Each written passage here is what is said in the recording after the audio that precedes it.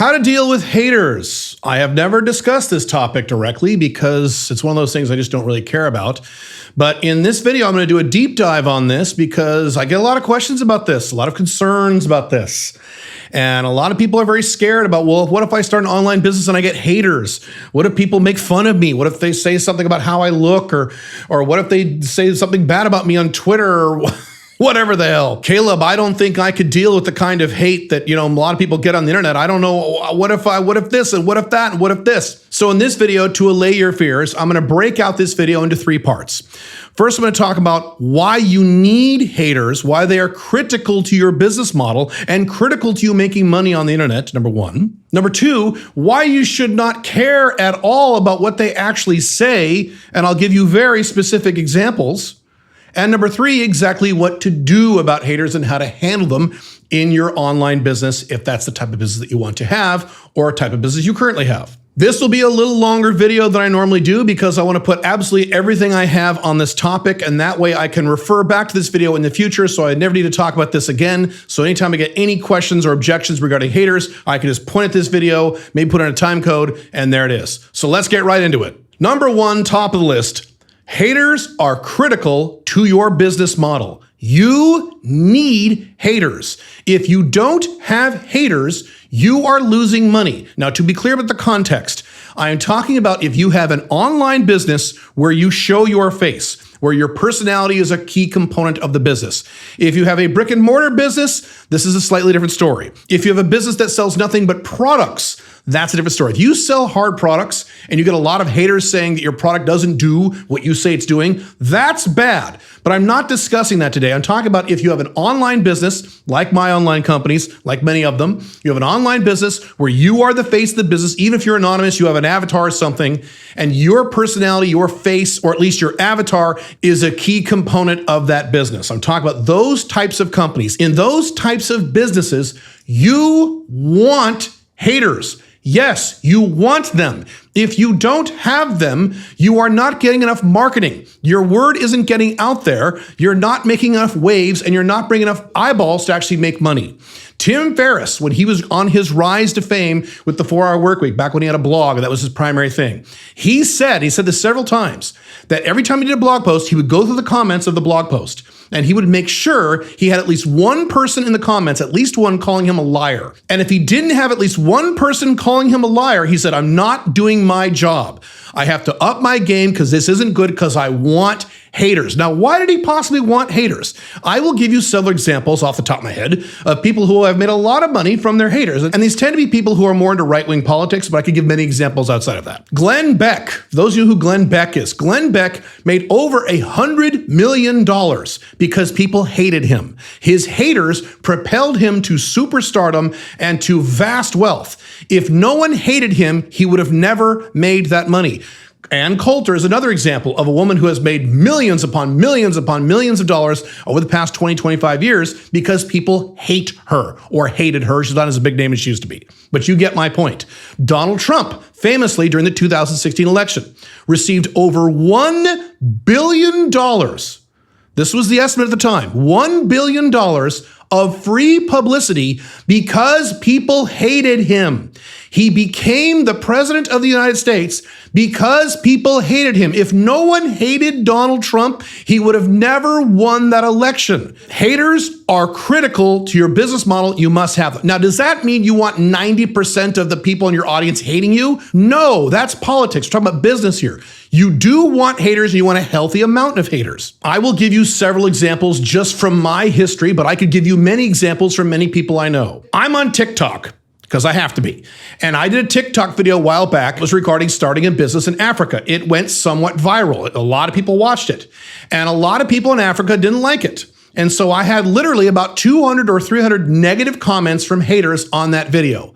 However, I also got 13,000 likes and 7,000 new subscribers. So do the math on this. 200 or 300 people hated me, and I got 7,000 new subscribers. Why? Now, do you think that's worth it? Yeah, that's worth it. And by the way, that's how the algorithm works. A bunch of people saw my video, didn't like it, put a bunch of hater comments. The TikTok algorithm said, oh, people are watching this video. All right, I'm gonna promote it to thousands of people. And I got thousands of new subscribers, many of whom became my customers. So my haters made me money. That's how this works. Guys like Andrew Tate have made millions of dollars from people hating him. That's how this works. I'll give you another example. This one is from several years ago now, but back when I was a hardcore blogger, I had another blogger in the space that I was in attack me. He did an entire blog post about me with my picture and everything. He had an audience that was a decent sized audience, and I got very excited. I got very happy because I know how haters work. So I actually poked him a little bit. Without saying his name, I said a few things about that blog post without identifying him specifically because I didn't want to give him free publicity. You see how this works? And I was hoping he would write another attack piece on me, and he did. It's wonderful. So he wrote another attack piece on me the following week or week after. That week, when he wrote the second attack ad on me, I broke the record of ebook sales in my business. We sold more ebooks in that week when this person attacked me and called me a liar and called me insane, how no one should buy my stuff. We made more money selling ebooks that week than we had ever done in the history of my business prior to that, years prior. I think the exact number was about $7,000 in internal ebook sales. That means just the ebooks we sell internally in our business, not including the ebooks that we sell on Amazon. We probably got a boost from that as well, but those numbers come out 30 days later. Haters make you money. Prior to that, I had been attacked 2 other times by people with moderate-sized websites, moderate-sized blogs, moderate-sized audiences. And the first time I was attacked, my ebook sales went up 18%. The second time I was attacked, my ebook sales went up 23% for the following 30 days. When people hate on you, you make money. When no one is hating on you, you lose money. You want some people, you want a segment of the audience who screams bloody murder and says that you're a liar and you're a scammer and no one should trust you and you're insane and your customers are losers. You need these people. These are, in many respects, some of the best salespeople and best affiliate marketers you have. Why? Because you don't have to pay them any commission. I have affiliate people who sell my stuff. I have salespeople who sell my stuff. I have to pay them commissions, sometimes big commissions. Haters, you don't have to pay them anything. It's free marketing. It's wonderful. You need it. If I had no one hating on me, I would be very uncomfortable. I'd be very nervous, like Tim Ferriss talked about. I'd be saying, okay, what am I doing wrong here? Why does no one dislike me? I need people disliking me. Matter of fact, I say some controversial stuff. I'm kind of surprised that more people don't hate me. But that's my point. I want haters. This is why you want haters too. They're critical. Now let's switch gears here and talk about why you shouldn't worry about specifically what haters say. You want haters, but you don't need to pay attention to what they say. I'm going to be very specific about why. When you look into the analytical data, when you look into the analytics, when you look at the demographics of people who are haters on the internet, the vast, vast, vast majority of people who talk shit on the internet are children. These are kids, teenagers, or people in their early 20s. The vast majority of these people are kids well under the age of 25 who don't actually mean what they're saying. They're just having fun. When you're a young, dumb kid, it's fun to sling hate. It's fun to make people mad because that's what turns on young, dumb kids. And I'm not attacking them. I did this myself. Back when I was 12 years old, when I was a kid, before the internet, back in the 1980s, we had things called chat lines. What you could do on your phone is you could call this phone number and you could chat with other teenagers in a kind of a room. And it was like a modern day forum. There'd be a moderator in the room and things like that. And what I used to do is my sister, this is when I was 12 now, my sister, who was like 11, she would get on the phone and start chatting with people.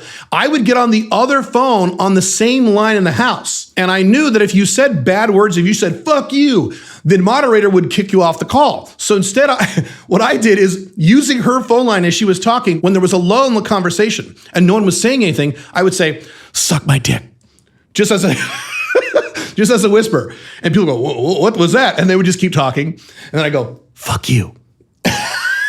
And I had a blast. It was so fun. It was so silly. I loved it. You know why I enjoyed it? Because I was 12.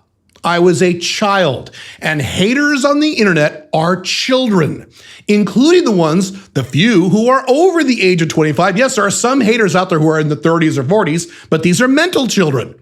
It's fun to be a hater. It's fun to throw poop and make people pissed off. That's why you shouldn't take any of this seriously. The dumbest thing that people on the internet do, and this is why Twitter has become such a human tragedy, is that they take these children's hate comments as real, and they get really mad as if these are logical, rational, intelligent people in their 40s making logical points. They're not. They're little kids throwing poop and saying, ha ha, they're mad. Isn't that funny? That's how it works. Now, let's address another question you may have. Well, Caleb, okay, that's fine. That covers random haters on the internet. But what if other people attack you who have an audience? What if other YouTubers, bloggers, people in your industry, what if they attack you? Oh no, then you should be scared, right? I just told you what happened when people in the past have attacked me. Every time I have been attacked, and this is a literal statement, every time I've been attacked, and it doesn't happen very often, but every time it's happened where I've been attacked by someone who actually had some measure of an audience, I made money. I love it when I get attacked, and I do my best to bolster the attacks and make the attacks worse so I can make even more money. So I already covered that, but let me give you another layer to this. You have to do what we used to say is consider the source. You have to look at these people and see how these people are living. Are these high quality, happy, rational, intelligent people living great lives? These people who are attacking you who have an audience. I will give you some examples from my history. The very first time I was publicly attacked by a guy who had some sort of audience, this was a guy who, by his own admission, I'm not saying this about him, he said this, and no, I'm not mentioning any names. You see how this works? I don't want to give anyone any free publicity. But this guy was a guy who, quote, lived in his basement with his cats and never had sex. And he's attacking me. So now do I care? No. The second time I was attacked by someone who had some sort of audience, this is a person who was chronically unemployed and would brag that he would use all these various services in Europe, these welfare services, and he would just pay his bills by getting government welfare. And he would regularly attack people who had jobs and companies, saying how stupid they were when you could just lay around all day and get free money from the taxpayer. Is that a quality person? Is that someone I should give a shit about his opinion regarding anything? No. The third time I was attacked publicly by someone who had an audience was someone who regularly went on websites like Twitter and would say things that I can't even say here on YouTube. I'll see if I can spell it out. He would say things, for example, that Hitler was absolutely right about gassing the JEWS. He would regularly say these things all the time. Are these happy, rational, well-functioning, logical people? No, therefore it doesn't matter what they say. All that matters is that they say it so I get free business, and you can get free business if you do the same thing. Now I'll go another level deeper than that. Well, Caleb, what if they do like an expose on you? What if they like go deep into your life? I'm scared they might do that. Sure, no problem. That's just as stupid. I'll give you several real examples. A while back on YouTube, I saw an attack video on a guy named Brian Rose. For those of you who know who he is, he's a reasonably big YouTuber based out of London. He's kind of a podcast type of guy, business type of guy. Anyway, it was a 45-minute thing on Brian Rose, why Brian Rose is a scammer and a liar and a piece of shit. And I saw the video and, well, that's interesting. I know who Brian Rose is. I've watched some of the videos, never heard anything negative about him. I'll listen to this video. And the video was significant in that it interviewed someone who used to work with Brian Rose several years ago. So you're going to get the inside scoop of what a horrible person Brian Rose is. I said, this should be very interesting. So I listened to the video. It was 45 minutes long.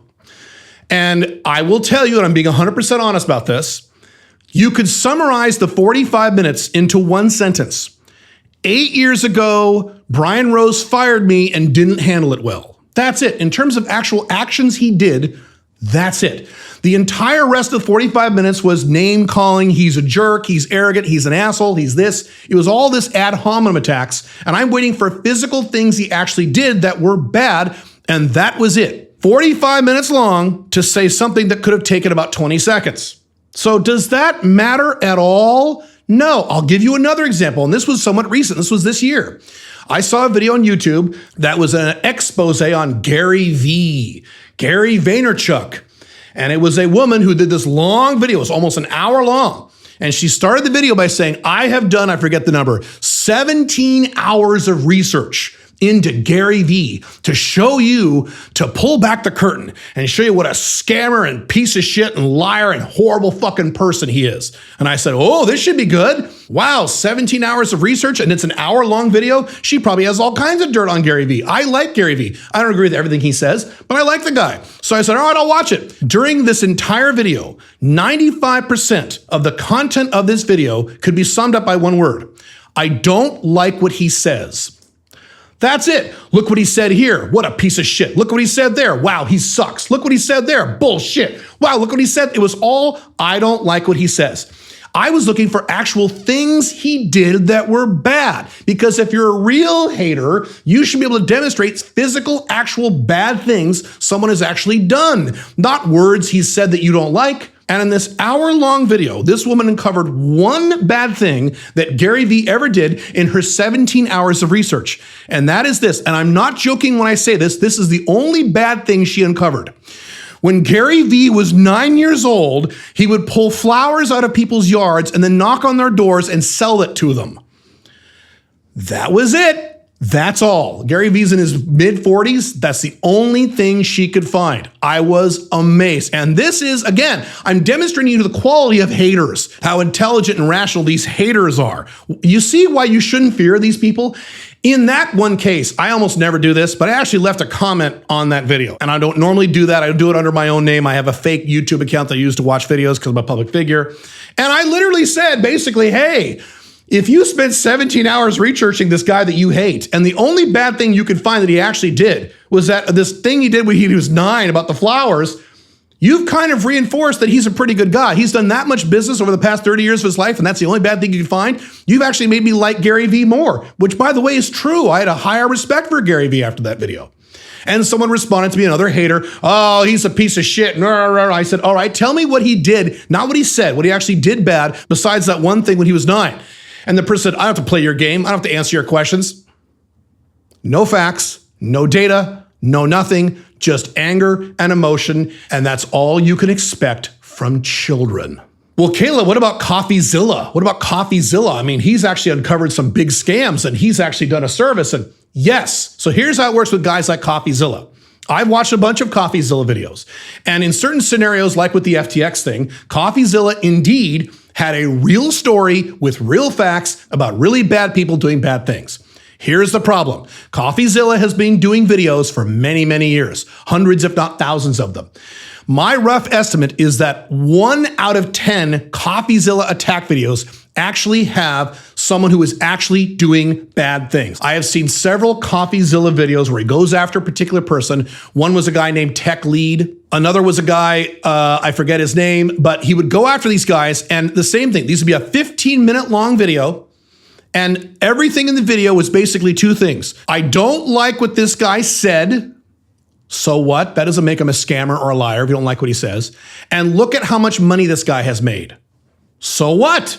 Doesn't mean anything to me. Who cares? And if you disagree with me, I suggest you do this. Go to CoffeeZilla's webpage, click some random video he's done in the last few years on some no-name person you never heard of, and watch the video. And I promise you, 90, 95, or 100% of the video will be, look at the stupid things this guy is saying, so what? And look how much money this guy's made. So what? Who cares? It's never this guy did this illegal thing or this guy that lied about this and then did this. It's rarely that. Sometimes it's that, and that's where CoffeeZilla gets a lot of views, and he deserves those views. He's a good journalist. But he's also this hater category where he just likes to rile people up with emotion and anger without using anything that is actually relevant in terms of being a liar or a scammer or what have you. And that rolls into the next point of this. The 3 magic words that most haters like to call other people on the internet is liar, scammer, or narcissist. Those are the 3 buzzwords that haters like to use. In politics, if the person is a left-winger, there's another word called racist that they throw around. I'm not going to focus on that particular one because that's usually only in political circles. But for the rest of the internet, haters' favorite 3 words are liar, scammer, narcissist, or variations of that word. Instead of liar, they may use the word fraud. Instead of scammer, they may say scam artist or snake oil salesman. These are the 3 buzzwords that they like to use. Now let's go into detail about those 3 words. Narcissist. Narcissist is irrelevant. Do I care if someone is a narcissist? No. I have hired narcissists. I have worked with narcissists. I have read books and or done courses from people who I thought were pretty narcissistic. And these things helped me improve my life, make more money, and make me more happy and make me more free. So do I give a shit if someone is a narcissist? No, I don't care. Now, the other 2 words, liar and scammer. Now, those are different. I don't want anyone lying to me. That's bad. And I don't want anyone scamming me. That's also bad. So let's look into those words. Scammer means one of 2 things. Either that person is selling something that doesn't do what it's advertised, And or more importantly, if that person takes your money, they take the money away from you and they don't give it back. They don't honor their own refund policies, or they somehow rip you off and you give them a bunch of money and they take it, they don't give it back to you. That would be a scammer. So yes, if a hater demonstrates that a person is selling something that clearly and obviously does not do what that person says, and when you buy that thing, you never get your money back, fuck yeah, man, that person is a scammer. Is that what haters do? No. Here's what haters do when they throw around the word scammer. Well, he's a scammer. He's made millions of dollars. That has nothing to do with whether or not you're a scammer. Literally nothing. So what if you made millions of dollars? Matter of fact, that is indicative that probably you aren't a scammer, because if you sold nothing but crap that didn't work, you probably wouldn't have made millions of dollars. The odds are very low. So that actually is a strong indication that you are the opposite of a scammer. Here's another thing people say. That guy's a scammer because he charges a lot of money for his courses. As a matter of fact, people in my own audience have said that on videos about guys like Dan Lok. Every once in a while I'll mention someone like Dan Lok, and I'll get a guy in the comments, oh, Dan Lok, he's a scammer. He charges a lot of money for his courses. That doesn't mean he's a scammer. That means he charges a lot of money for his courses. If the courses do what they say they're going to do, and he honors his own refunds policies, he's not a scammer. If I had a course and I charged $1 million for that course, online course with a few videos, and that course showed you how to lose 5 pounds, would I be a scammer? No. Because I can show you how to lose 5 pounds. I've done it many times. And I can charge $1 million. And I can have a refund policy, 30-day money back guarantee, as long as I honor that policy, and I always have. Not a scammer. It has nothing to do with how much money you make or how much your stuff is. That has nothing to do with whether or not you're a scammer. But haters, again, are children. They don't care about any of these parameters or facts. They just want to sling hate because it's fun to sling hate on the internet and piss people off. Now, let's go to the favorite word of the hater, and that is liar. This is the biggest word by far. Everyone calls everybody a liar. It's probably the most commonly used word on the internet. Let's talk about when haters use the word liar. I have been on the internet as a public figure, both anonymously and non-anonymously, since 2009. So a very long time. I'm an old hat at this stuff. And years ago, as I became more and more well-known on the internet, I got haters and they called me a liar. And the very first time it happened, I was like many of you. I said, uh-oh, this person's calling me a liar. Oh no, they're calling me a liar. I don't want to be a liar. Oh no, and I got all worried. Did I lie? I don't think I lied. Maybe I said something wasn't. Oh no, and I got all worried about this. And so I went to one of the people, one of these commenters, these random haters who were probably a child, and I said, I'm a liar? Yeah, you're a liar. Now back then, my name was Black Dragon on the internet. Yeah, Black Dragon, you're a liar. You know you're a liar. I said, okay, can you tell me where I lied? Because if I lied, I want to correct the record. I don't want to be a liar. This is bad. And the guy said, well, you know you're a liar. You're a liar. I said, yeah, but why am I a liar? And the guy would say, well, you're a liar because you know you're a liar. He's not answering the question. So I kept at it. I said, tell me exactly where I said something that was a lie. And the guy said, well, you lie all the time. Okay, great. Give me one. He couldn't name one. And I went, well, that's very strange. And then I ended the conversation because I was getting nowhere. And I thought to myself, well, that's weird because I didn't know how this stuff worked. He's calling me a liar, but he can't come up with one thing I lied about. So then later, another person called me a liar. Same thing. Oh, he's a liar. Black Dragon's a liar. Okay, please show me where I'm a liar. Where did I say that was a lie? The guy couldn't do it. Once again, same exact thing, kept dodging the question. Finally, I said, look, if you're going to call me a liar, you've got to show facts and data that show that I'm a liar based on what I've said. So can you do that?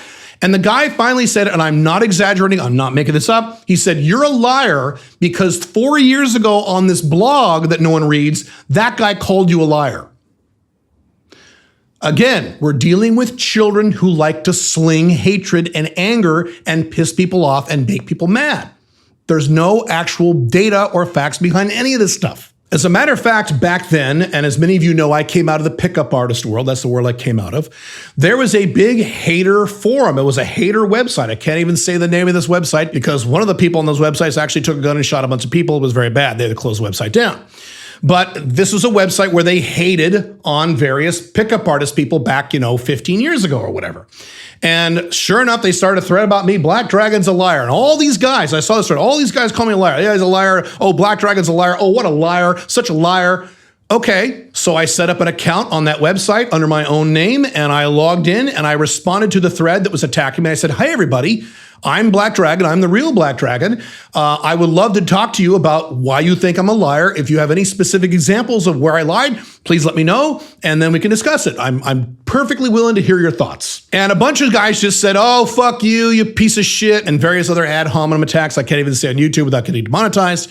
And the only guy who had anything of substance to say said, well, you need to show video evidence of your day game cold approaches, or else you're a liar. And I said, oh, I'd love to, just one problem, I don't do day game. I don't teach day game. I teach online dating. So I don't do cold approach. And the guy said, oh. Again, an entire thread of people calling me a liar who didn't even know who I was. Always remember, when you see these haters call someone a liar, if you can't clearly demonstrate where that person said a factually incorrect statement when he knew it was false, if you can't show that, but you still call that person a liar, you're an idiot. Or more accurately, you're a child. Now, just for some context, let me show you how you call someone a liar, because I've done it many times back on my blogs when I used to talk about politics. I called many politicians, both on the right and the left, liars. Here's how I did it when I called someone a liar. Number one, I would show an actual quote or a video clip of the person saying the lie, and I would include it in context. I wouldn't just take it out of context. I would include the other sentences around it to give the full context to make sure I was quoting that person accurately. Number two, I would include a link to the original source so you could click the link and see exactly where I pulled the quote or video clip from so you could get the full information. Number three, I stated exactly why that statement was a lie, why it was factually inaccurate, and why that person knew it was a lie at the time. And then finally, I would say, therefore, this person is a liar. That's how you call someone a liar. But do you see haters on the internet do this? No, they go, that guy's a liar, and then they run away. Because they're children and you shouldn't care what they say, even if they call you a liar. I'm called a liar all the time. Well, not all the time, but I'm called a liar on a semi-regular basis. Can these guys come up with anything I ever lied about? No, but I'm a liar because I'm a liar. See how this works? The next reason you should not worry about what haters say about you is because haters make shit up and purposely misquote. Again, I will give you several examples.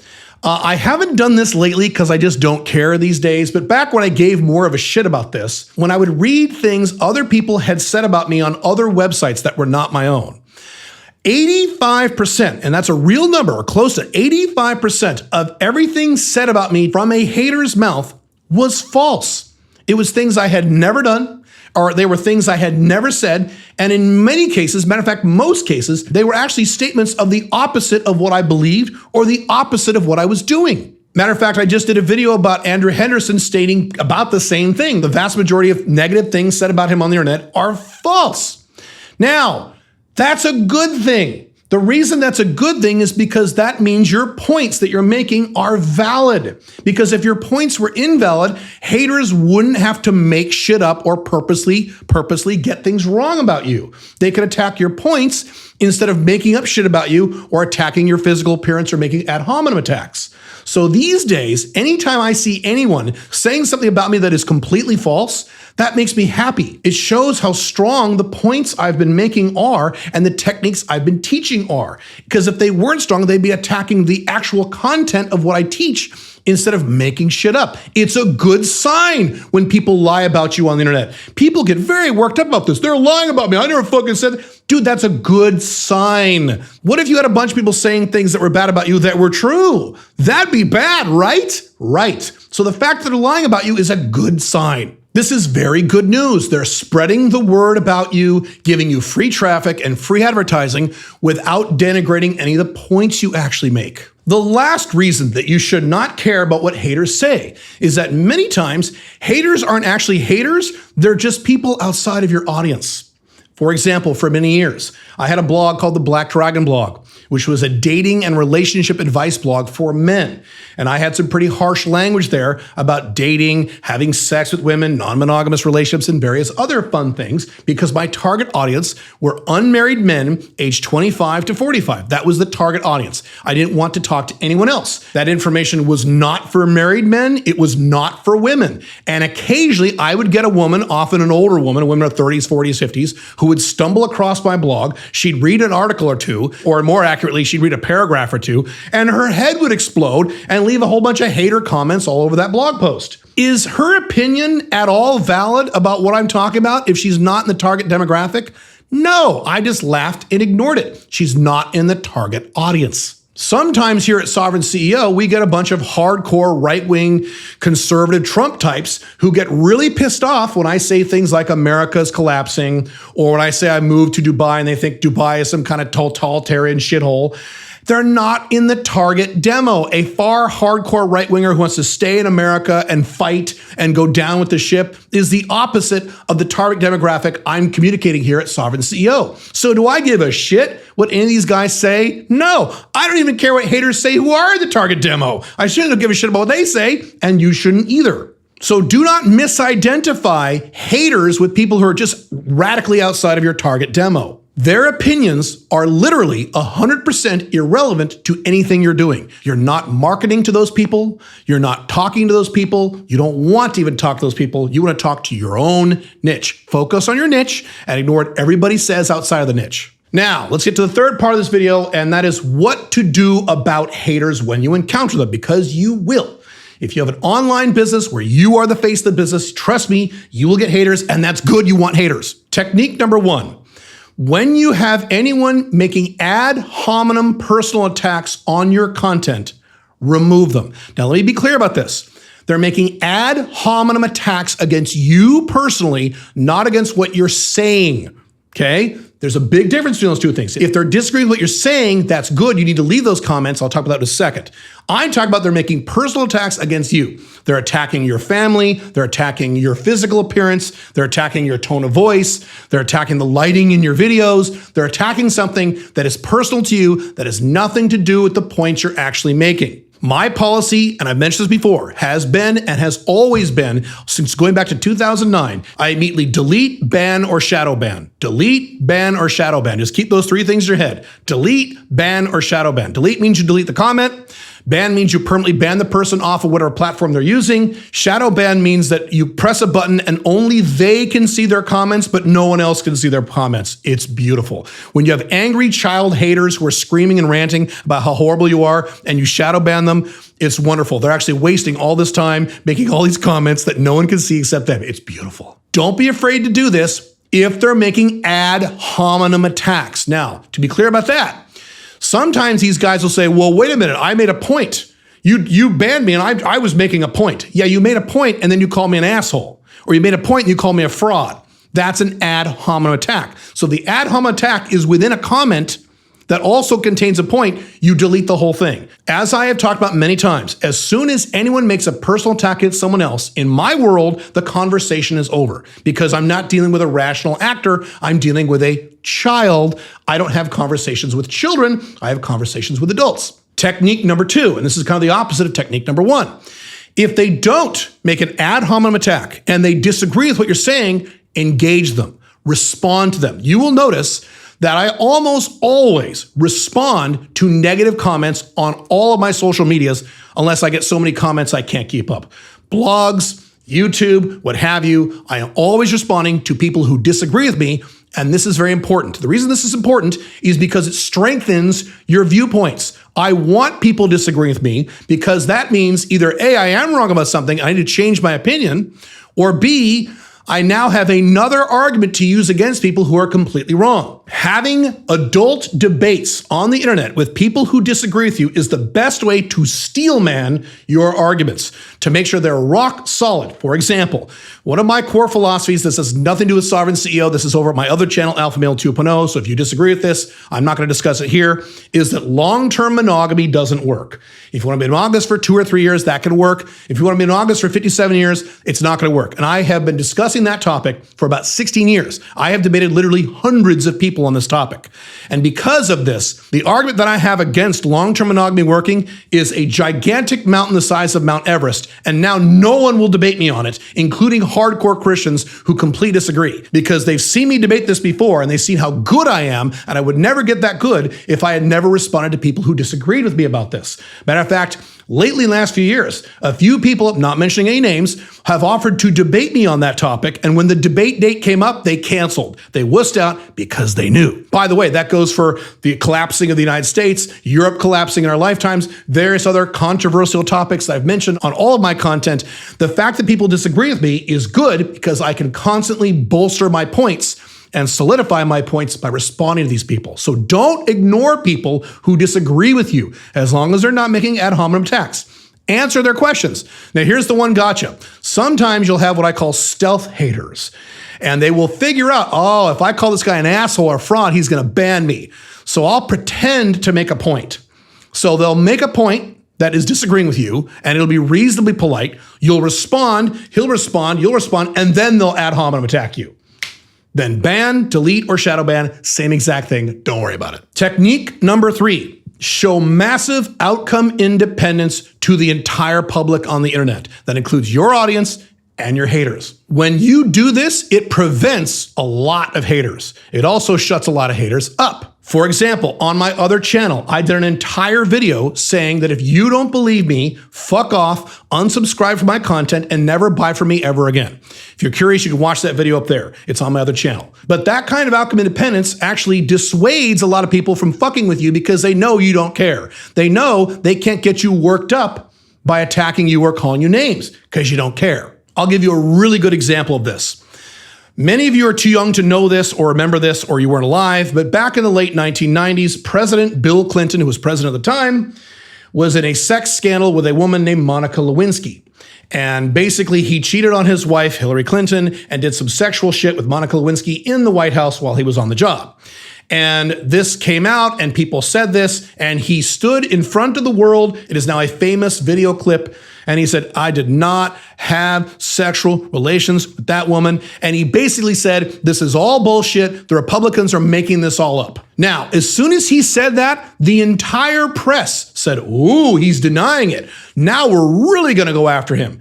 And during the entire year of 1998 or 1999, the entire federal government was paralyzed from like January to August because of all these investigations and judges and press and investigators, because Bill Clinton denied what he did, and he put the country into a tailspin until finally in August, he had to, like a fucking pussy, admit, okay, sorry, I lied. All right. Let me give you a contrast. Just a few years after this, Arnold Schwarzenegger, one of my heroes, ran for governor of the state of California. And during his campaign, a bunch of stuff came out about his behavior on movie sets, where he was inappropriate with women, grabbing them at certain parts, words I can't say on YouTube like sexualasssault, stuff like that. He was just super inappropriate, grabbing women's asses and boobs and all that good stuff. So guess what he did? Did he do it? Bill Clinton said, I didn't do this. All these people are making this up. No, he came out, I still remember when he did this, in front of this huge crowd, and he said, everything they're saying about me is true. I did it all. I was super inappropriate. I deeply apologize. Next question. And all of the reporters and all of the press who were ready to attack him went, oh. And they were completely neutered within about 5 seconds. And the entire issue was over, and he won the governorship and became the governor of California. Outcome independence shuts haters up. When haters know they can get you, then you attract them. When they know you don't give a fuck, they leave you alone for the most part. Matter of fact, I'll give you another example. Jesse Ventura in the 80s or the early 2000s. Wrestler Jesse Ventura became the governor of the state of Minnesota. And he did something even better than Arnold. He knew that if he ran for governor, a bunch of people would dig into his life and dig up a bunch of dirt. So he published a book, and in that book, he said all the bad things he did. So one day he was giving a speech in front of the press who hated him during the campaign, and a reporter said, Mr. Ventura, is it true that you had sex with prostitutes when you were in the Navy? And it was amazing. He said, yes, I did. It's on page 34 of my book. I described the whole thing. Next question. And it was great. All the press went, oh, shit. We can't get him now. He already talked about everything he did wrong. As a matter of fact, several years ago, I did this. On my blogs, I published an article called All My Skeletons. You can look it up if you want. It's several years old now. And I went through and publicly talked about every bad thing or embarrassing thing I had ever done in my entire life. 3 or 4 things. I spent 2 or 3 hours in jail many years ago. You can watch that video. I did a whole video about it. See how this works? I did a whole video about it. I slept with some married women, 15 years ago, and I had some trouble with the IRS and had my car repossessed. I listed every horrible, bad, terrible thing I've ever done, and I said, here you go. That's it. So if anyone ever digs any dirt up on me, this is what they'll find, because this is what I've done. And if you actually read that, you'll actually see comments under that blog post saying, oh no, now that you've told everyone this, I think it's going to affect your ability to make money on the internet, Caleb. You know how much more money I make now on the internet since many years ago when I published that article? It worked. Outcome independence. It works. Stop being scared. Stop being a pussy. Just put it all out there and don't be afraid. Technique number 4 in dealing with haters. Confront them if there is a group of them. Confront them if necessary. Usually this is not necessary, but sometimes it will be. Just confront them. Very similar to what I did at that website where I signed up to the website and confronted these people in a very diplomatic and adult fashion. I will give you another example from that. Many years ago now, there was a person who had a small audience who was attacking me on one of my own websites. And this person was writing a bunch of paragraphs about how I was a liar and a narcissist and a scammer, all the usual stuff, right?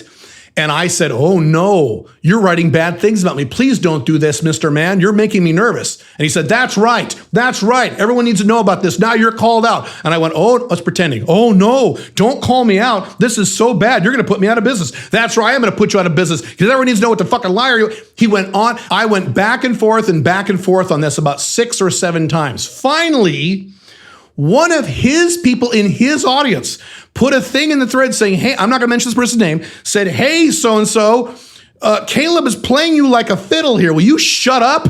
You're making yourself look bad. You're making Caleb look good. Stop. Shut up. That's the beauty of haters, and I'll end with that. The beauty of haters is that they're children and they have no emotional control. So it's very easy to poke them to stimulate more content from them to make you more money. I've done it many times. I hope this video has helped you recognize that haters are very important. They are not to be feared, and they are critical to your business model. And I'm glad to have finally done this video because now I can move on to other things. And if you want to watch another video I did where we touch on some of these topics with Andrew Henderson of Nomadic Capitalist, you can watch that video right there, and I'll see you in that video.